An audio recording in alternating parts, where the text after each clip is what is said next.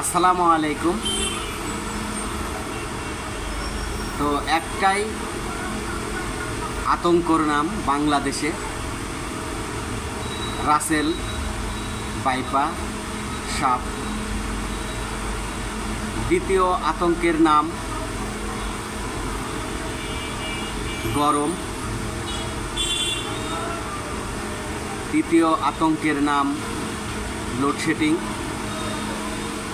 চতুর্থ চলে গেছে আগেই করোনা মহামারী। এতগুলা আতঙ্কর দিনের পর দিন আসলে চলে আসছে। ভয়ঙ্কর এইসব আতঙ্ক মানুষের ভিতর ছড়িয়ে পড়ছে। তো দিনের পর দিন এটা আসলে কি হচ্ছে আমরা জানি না। তো মানুষের ভিতর সবসময় ভয় ভীতি কাজ করছে।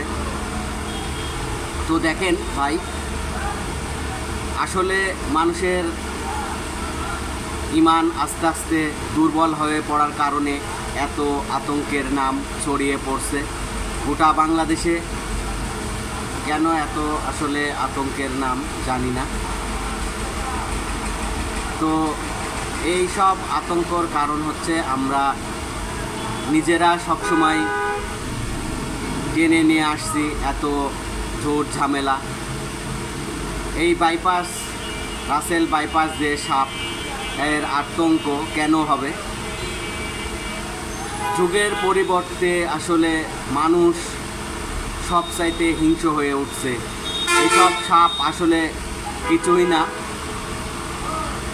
যার যখন আসলে মৃত্যু হয়ে যাবে তাকে মৃত্যুর স্বাদ গ্রহণ করতেই হবে।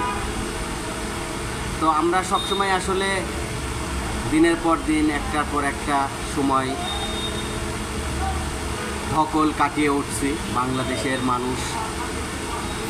এখন যে সাপটার নাম নেওয়া হচ্ছে, চরাঞ্চল, পানি, নদী এলাকা, এই সব জায়গাতেই বংশ বিস্তার বেশি করছে। তারপরেও দেখে শুনে সবাইকে থাকতে হবে। করোনার সময় আমরা যেভাবে আসলে জীবনযাপন করেছি, এভাবেই আসলে সবাইকে এই সাপের মোকাবেলা করতে হবে। সেফটি হিসাবে থাকলে আসলে কিছুই হবে না। নিজের ঈমান আমল সবসময় মজবুত করুন। এইসব সাপ টাপ কিছু হবে না। যুগের পর যুগ চলে আসছে পৃথিবী, একটার পর একটা আসলে দুর্যোগ আসবেই দেখবেন। এর মোকাবেলার ক্ষমতা আল্লাহ তাআলা দিয়েছে। সবসময় ভরসা রাখবেন আল্লাহ তাআলার। আল্লাহ তাআলা প্রত্যেকটা মানুষের হেফাজত করার জন্য সব ধরনের চেষ্টা করে। তো ভিডিওটা যদি ভালো লেগে থাকে, কাঙ্ক্ষিত যারা আমার ভিডিও দেখেন নিয়মিত, সবাই আসলে ভিডিওটা বেশি বেশি শেয়ার করে দিবেন। তো রাসেল বাইপাস যে সাপ, হয়তো বংশবিস্তার হয়ে গেছে আস্তে আস্তে। এর মাঝেই মোকাবেলা করে আমাদের চলতে হবে। আমরা করোনা মোকাবেলা করেছি। গরমের সময় আমরা গরম ভয় পেলাম, গরম আস্তে আস্তে চলে গেছে। সারা বাংলাদেশে জায়গায় জায়গায় অনেক জায়গাতেই আসলে পানি নেই, অনেক কলেতেই।